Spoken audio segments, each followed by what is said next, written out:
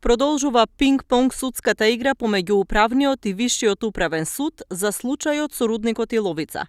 Последната одлука на управниот суд ја уважува жалбата на концесионерот против владата за укинување на една од концесиите.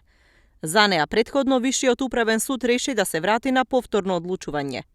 Активистите од Струмичко се гневни и велат дека случајот е провиден и мотивиран од политичко-економски интереси. Самото влегување на еколог како стратешки партнер на Евромакс Ресурсис, т.е.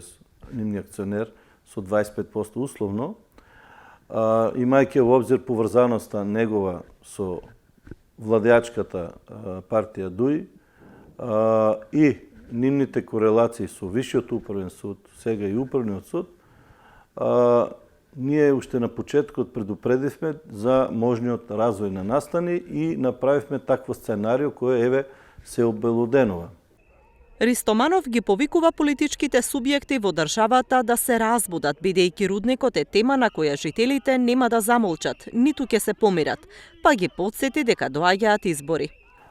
Ние сето тоа го очекувавме, бидејќи во нашата држава не владее правото, ние сме под нативка окупација на ДУИ, а незиниот партнер СДСМ мудро молчи, нормално дека најверојатно и они и се умешани во целата ситуација, но мене ме загрижува и нас како активисти загрижува каде е опозицијата, каде се оние кои што беа толку жестоки и кои што беа на наша страна и беа на страната на правдата.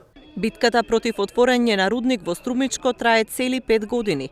Почна од Гевгелија и Валандово, каде се запреа процесите за геолошки истражувања на Кожув, но и се затвори рудникот Казандол во Валандово. Во Струмичко граѓанските активисти водат маратонски отпор да не се дозволи отворање на рудник за злато и бакар во непосредна близина на населените места Иловица и Штука.